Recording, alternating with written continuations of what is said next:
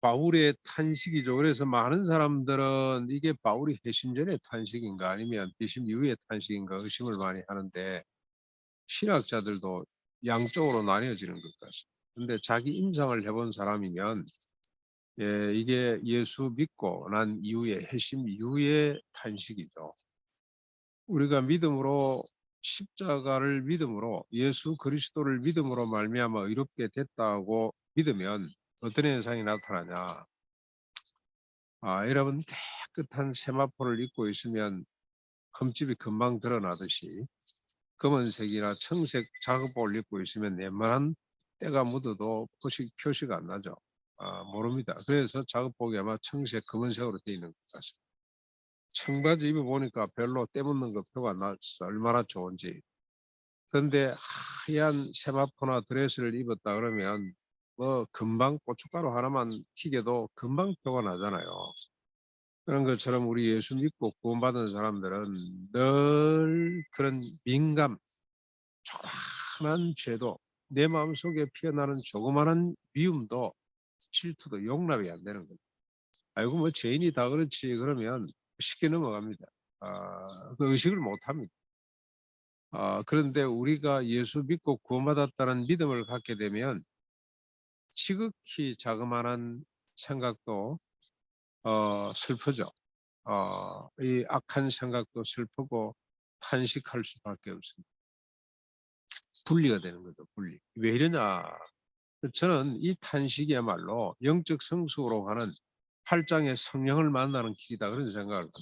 이런 아픔이 있어야 됩니다. 옛날 같으면 어제도 비유를 들었습니다만 대못으로 우리를 찔러도 송곳으로 찔러도 아프지 않았던 사람인데 우리가 이제 예수 믿고 난 뒤에 예수 믿기 전에 율법이 그 역할을 감당을 했습니다만 양심의 가책을 받은 인간들은 율법을 갖고도 죄의식이 없습니다.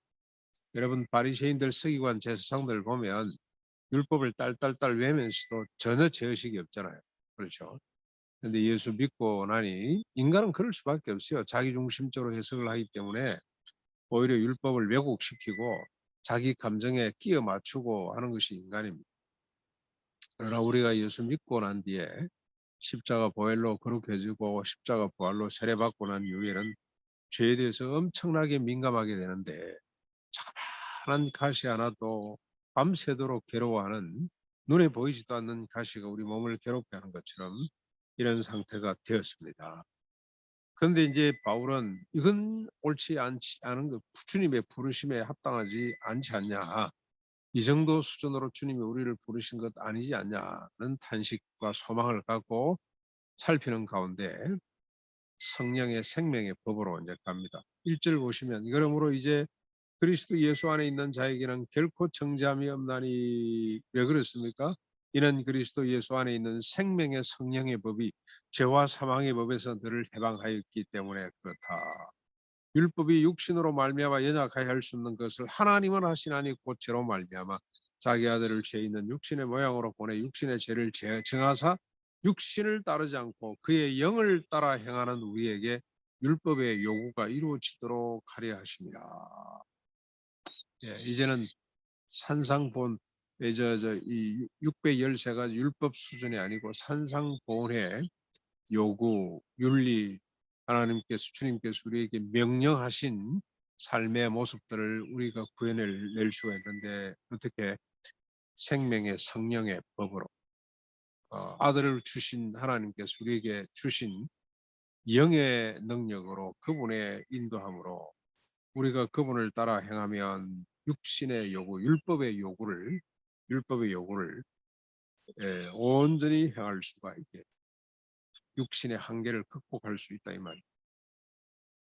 그래서 계속 육신과 또 영을 비교해서 설명합니다. 5절부터 육신을 따르는 자, 영을 따르는 자의 생각은 어떻습니까? 각각 사망과 생명과 평안으로 나아가죠. 두 생각은 원수가 되어서 육신을 따르면 하나님의 법에 굴복할 수가 없습니다. 하나님을 기쁘시게 할 수가 없습니다. 아직 우리는 육신을 가지고 있기 때문에 육신의 법이 우리 속에 작동을 합니다. 그러나 하나님의 영으로 행하는 자, 영을 따르는 자는 육신의 그 어떤 소욕도 극복해낼 수가 있다는 겁니다.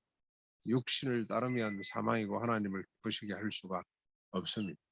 그리고 9절로 11절까지 만일 너희 속에 하나님의 영이 거하시며 너희가 육신에 있지 아니하고 영에 있나니 누구든지 그리스도의 영이 없으면 그리스도의 사람이 아니라고까지 정의를 합니다. 또 그리스도께서 너희 안에 계시면 몸은 죄로 말미암아 죽은 것이나 영은 의로 말미암아 살아있는 것이다. 11절 예수를 죽은 자 가운데서 살리신 이의 영이 너희 안에 거하시면 그리스도 예수를 죽은 자 가운데서 살리신 이가 너희 안에 거하시는 그의 영으로 말미암아 너희의 죽을 몸도 살려내신다. 우리가 예수님의 십자가 부활로 우리 부활의 첫 열매가 되셨다는 거 믿습니다만 그때 우리가 다시 살아나는 거죠. 그러나 그 전에 육신의 법 아래 사로잡혀서 죄짓고 살 수밖에 없었던 우리도 어떻게 됩니까? 우리마저도 성령님의 도우심으로 육신의 몸도 다시 살아나는 거죠. 다시는 죄를 짓지 않고 늘 성결하고 깨끗하게 살아갈 수 있도록 하나님의 영이 우리를 구원해 주시는 거죠. 날마다 죄 가운데 죄 구덩이 속에 빠져 있어도 죄짓지 않고 거룩을 유지할 수 있고 성결을 유지할 수 있는 비밀이 어디 있냐?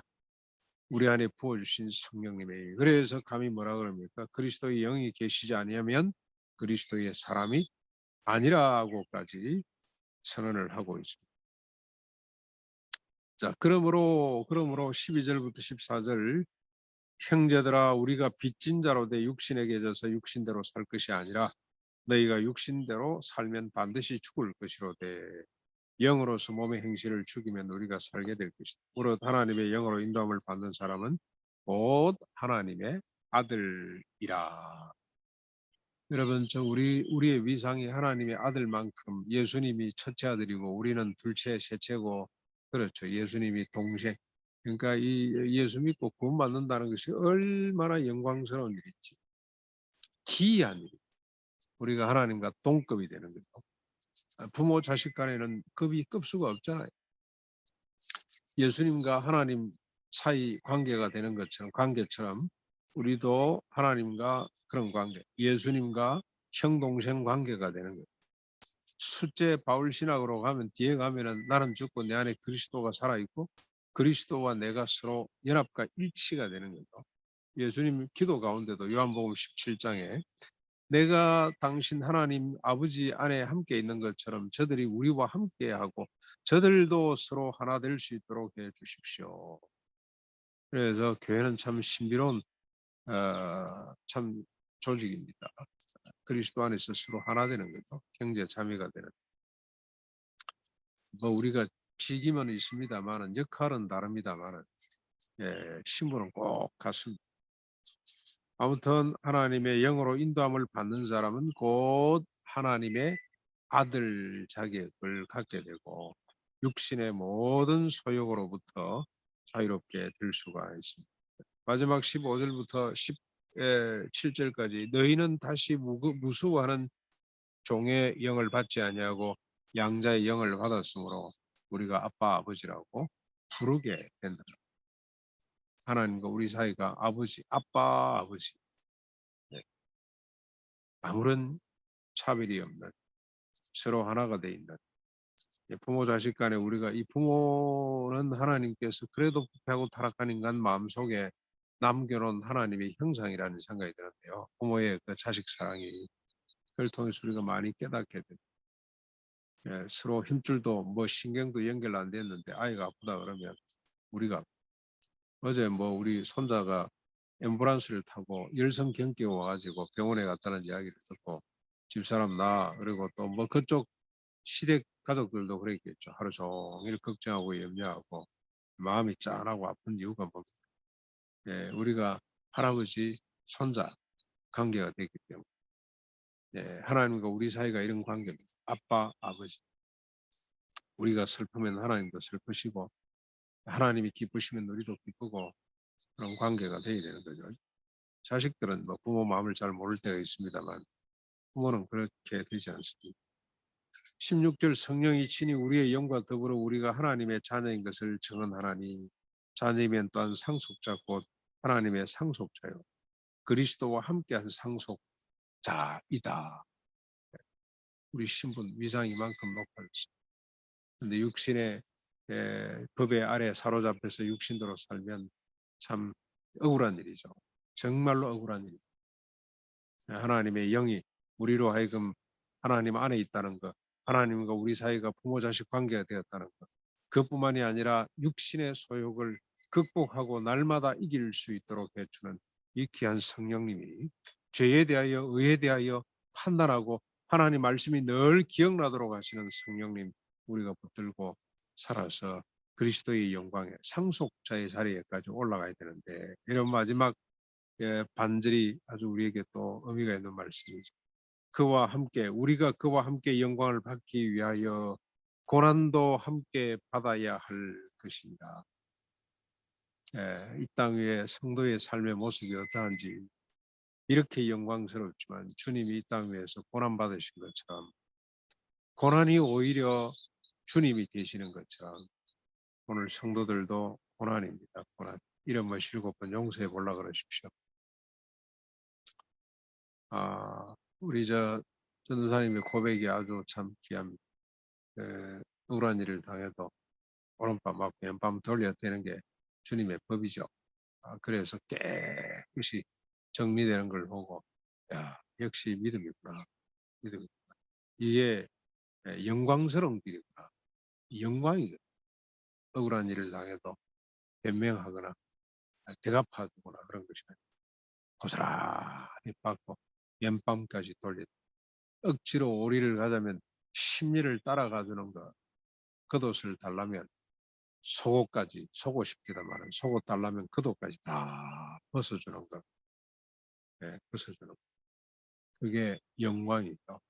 너무 영광스럽지 않습니까? 세상 사람들은 도무지 이해를 못해서 억울해서 어떻게 사냐. 사람이 어떻게 그렇게 사냐. 맞습니다. 사람은 죽었다 깨어나도 그렇게 못 사냐. 십자가 부활로 거듭나고 성령으로 충만한 자, 생명의 성령의 법을 가진 자는 그렇게 살아 하나님께 영광을 돌리고 영원한 주님의 상속자, 하나님의 상속자로 예수님과 동급으로 살아갈 수 있다는 것. 오늘도 성령 안에서 이런 영광을 누리시는 복된 하루가 되기를